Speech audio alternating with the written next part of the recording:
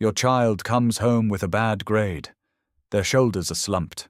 They toss their backpack on the floor and mutter, "I'm just dumb. I'll never get it."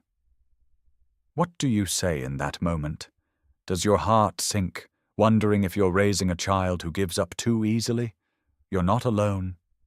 In this video, I'm going to share the #1 mindset shift that the world's most successful people teach their kids about failure.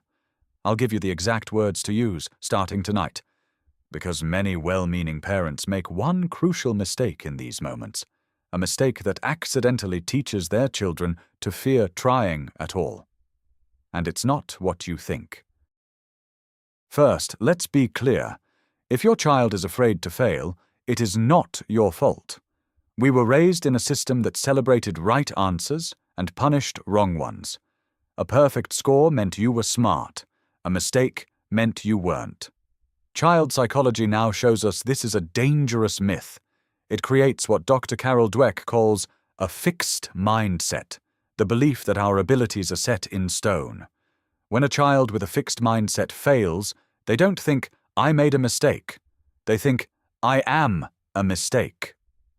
Their brain is simply trying to protect them from that emotional pain by avoiding challenges. The good news? We can rewire this. We can help them build a growth mindset, the core belief that abilities can be developed. And it starts with changing the way we talk about failure. The first step is to stop praising the outcome and start praising the process. This sounds small, but it's a complete game changer.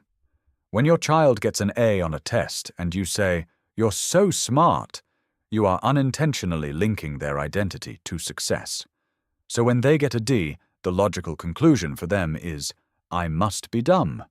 This is the mistake. Millionaires teach their kids that intelligence isn't a badge you earn, it's a muscle you build.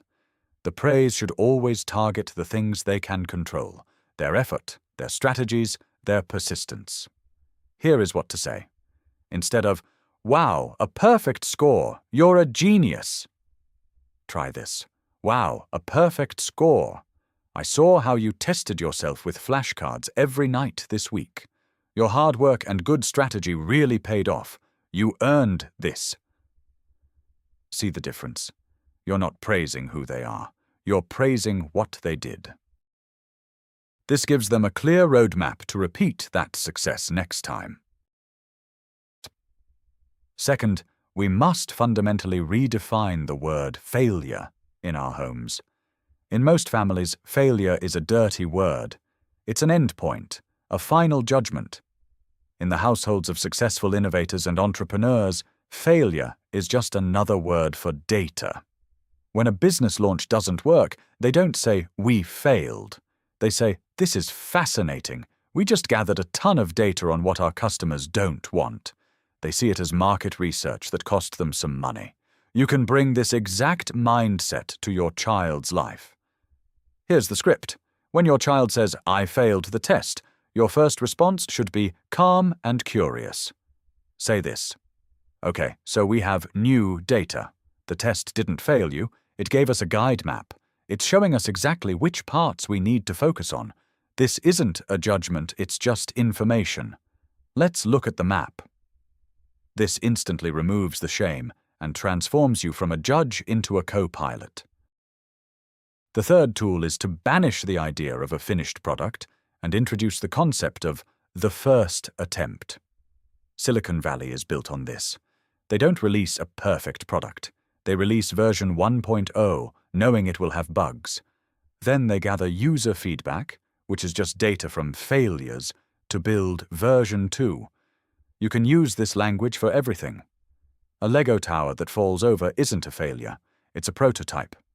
The first pancake that gets burned isn't a mistake. It's the calibration test for the pan. This reframes the entire process of learning into one of iteration and improvement. Try this dialogue. Your child is frustrated because their drawing doesn't look like the picture. They say, "I can't do it." You say, "Of course not. This is just your first draft." The great artists make dozens of sketches before they even start painting. This is great practice. What did you learn from this draft that will make the second draft even better? This leads to our fourth point. You must become a data detective, not a judge and jury. When your child makes a mistake, your tone of voice is everything. If you sound disappointed or frustrated, they will shut down. Their brain will go into fight or flight mode, which literally turns off the learning centers of the brain. A detective, on the other hand, is neutral and curious. A detective is excited by a puzzle. Your job is to help your child look at their mistake with the same curiosity. Take the emotion out of it and treat it like a clue in a mystery you're solving together. Here's how it sounds. Instead of asking a loaded question like, "Why did you get this wrong?" which implies blame, try this. "Oh, this is an interesting one. Let's be detectives. The answer here is 7, but you got 9. I'm so curious how your brain got to 9. Can you walk me through your steps like a detective explaining the case?" This invites collaboration instead of confrontation. Number 5 is one of the most powerful things you can do. Model this behavior by sharing your own failures. You have to normalize mistakes. If your kids only see your perfect, curated adult life, they will believe that adults don't mess up. This creates impossible standards. Successful parents and leaders are open about their learning process. They talk about their mistakes as casually as they talk about the weather. You need to narrate your own life this way. The goal is to make oops a normal and sometimes even funny word in your home. You can say things like, "Oops, I tried a new way to drive to the store and we got stuck in traffic. That was bad data. My old route is definitely better."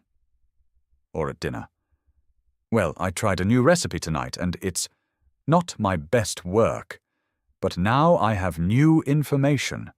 I know for next time that this needs way less ginger."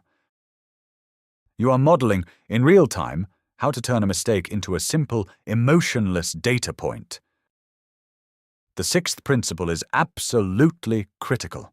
You must separate your child's identity from the result. This is the root of toxic shame. The action might have been a failure, but the person is never a failure.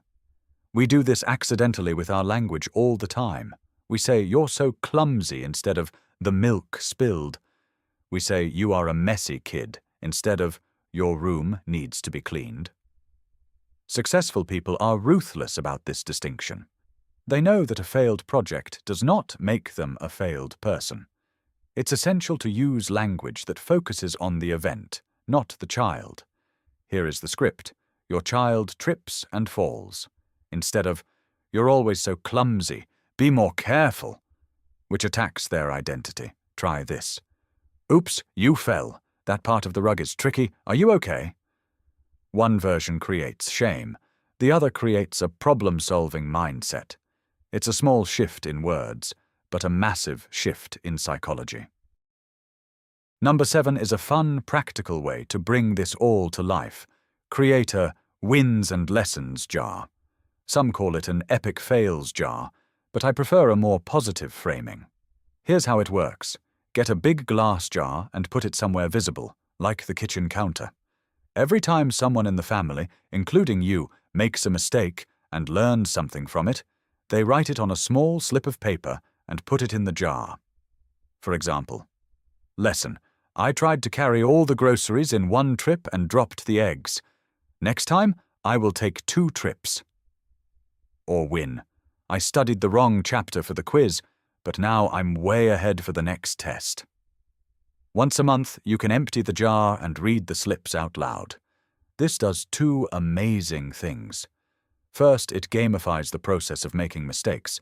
Second, it creates a visible, physical record of how much your family is growing and learning through its challenges. Our 8th tool is a simple but profound brain hack. It's the power of the word yet. This comes directly from the research of Carol Dweck. She found that adding this 3-letter word to the end of a negative statement can instantly transform a fixed mindset into a growth mindset. "I can't do it" is a statement of permanence. It's a brick wall. But "I can't do it" yet is a statement of progress. It's a bridge. It implies that ability is on a timeline, and you are simply at an early point on that timeline. Your job as a parent is to become a yet coach. You are the official editor of your child's self-talk. Here's the script. When your child says, "I'm not good at math," you gently correct them. "You're not good at math yet. These things take practice." If they say, "I can't read this word," you say, "You can't read that word yet. Let's sound it out together." Out. It's a tiny change that rewires their brain to see challenges as temporary, not permanent. Number 9 is about getting smarter with our advice. Our default parental advice is often, just try harder. But sometimes, trying harder is terrible advice. If a child is using the wrong strategy, trying harder will only lead to more frustration and reinforce the idea that they are a failure. Imagine trying to open a door by pushing it, but it's a pull door. Pushing harder won't help. You need to try a different strategy. Successful people don't just have grit, they have strategic thinking. They know when to pivot. You need to teach your child to do the same. So when your child is stuck, instead of saying, "Try harder," ask a better question. Say, "I can see you're putting in a lot of effort, and that's fantastic. But it seems like this strategy isn't working. Let's pause for a second. What's a completely different way we could approach this? Could we try working backwards? Could we draw a picture of the problem?" This teaches them to be a flexible thinker, not just a hard worker. Finally, number 10. In your home, you must start to celebrate questions more than answers. Our school system is obsessed with answers. Who knows the capital of Nebraska? Who can solve for X?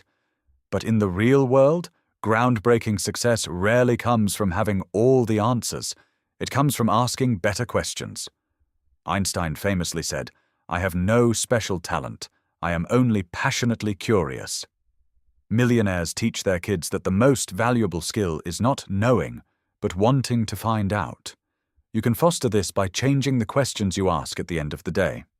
Instead of, "What did you learn today?" which pressures them to have a correct answer, ask, "What was a great question you asked today?" Or, "What's something that confused you today?" Or my personal favorite, "What mistake did you make today that taught you something interesting?" This sends a clear signal that the process of discovery, confusion, and learning is far more valuable than simply being right. So the secret isn't about protecting our kids from failure. It's about giving them a new language for it. Failure is not an identity. It's information. It's not an endpoint. It's a data point on the map to success. By praising process, becoming a data detective, and celebrating the learning that comes from mistakes, you give your child the foundation for true resilience. You are a good parent. You are already doing an amazing job just by seeking out this information. Start with just one of these ideas. You will be amazed at the change. If this was helpful, please click that like button and subscribe for more tips to help you raise confident, happy kids. And now, I want to hear from you. What's one failure you had as a kid that actually taught you an important lesson? Share your story in the comments below.